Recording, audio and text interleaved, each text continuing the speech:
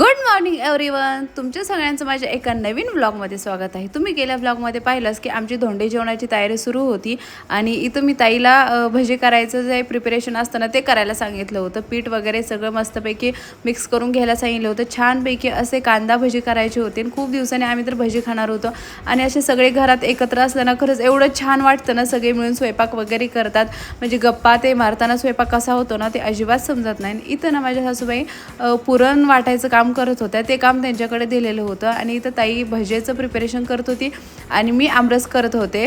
छान असे भजे करून घेतले होते. नंतर खरंच भज्याचा एवढा छान सुवास असं सगळीकडे पसरलं होतं ना, खूप छान वाटत होतं.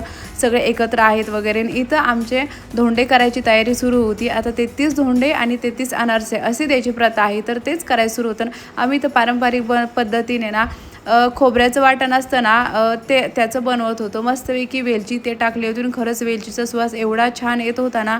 आणि हे धोंडे ना म्हणजे जे मोदक असतात ना आपले ते सेम तसेच होते आणि त्यामुळे खायला एवढे छान वाटत होते ना. आणि लेकरांनी तर एवढे खाल्ले नाही, म्हणजे झाल्या सगळ्यांचं ते कंटिन्यू खाणं सुरूच होतं. तर आम्ही इथं काउंट करत होतो की किती झाले आहेत. आणि मी ना इथं तेच फ्राय करायला बसले होते. गॅस खाली घेतला होता. आता भाज्या वगैरे सगळ्यावरती करून झाल्या होत्या. कटाची आमटी, भजे, पापड्या सगळं करून झालं होतं. फक्त पोळ्या लाटायच्या राहिल्या होत्या आणि हे धोंडे तळायचे राहिले होते. उभारून एवढे पाय दुखत होते ना, म्हणून मला आता गॅस खाली घ्यावा, कारण हे तळणं ना म्हणजे जरा मीडियम गॅसवरती तळून घ्यावं लागतं, नाहीतर उगीच ते करपायला नको. आणि इथं ना सासूबाईंनी आदल्या दिवशीच हे अनारसे करून ठेवले होते, तर तीच मी ताटात घेत होते. कारण आता धोंडे जेवणाचं ना डेकोरेशनची तयारी करायची होती. सासूबाई ते पोळ्या करायचं होत्या, बाकी सगळं मी करून घेतलं होतं. तर मला तोपर्यंत ना धोंडे जेवणाची तयारी करून घेऊया, डेकोरेशन वगैरे करून घेऊ, कारण आम्हाला आजच ना रिटर्न जायचं होतं.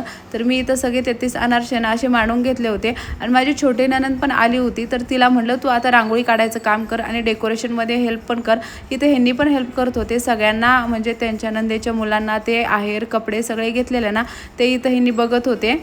तर इथं ना आमची अशी तयारी सुरू होती आणि मी पण त्यांना मदत करत होते. माझं तिथलं सगळं आवरून आणि जेवढे फुलं होते ना तेवढंच काहीतरी आयडिया काढून इन्स्टावरती बघून छान असं डेकोरेशन केलं होतं. आणि इन्स्टामुळे ना ह्यावेळेस एवढं ट्रेंडिंगला आलं आहे ना हे अधिक मास, म्हणजे खूपच जास्त. तर आता धोंडे जेवण कसं झालं ते सगळं मी ना तुम्हाला नेक्स्ट व्लॉगमध्ये दाखवते, कारण हा व्लॉग ना खूप मोठा होत होता. त्यामुळे धोंडे जेवण कसं झालं ना ते नेक्स्ट व्लॉगमध्ये बघा. व्हिडिओ आवडला तर नक्की लाईक, शेअर आणि सबस्क्राईब करा. बाय.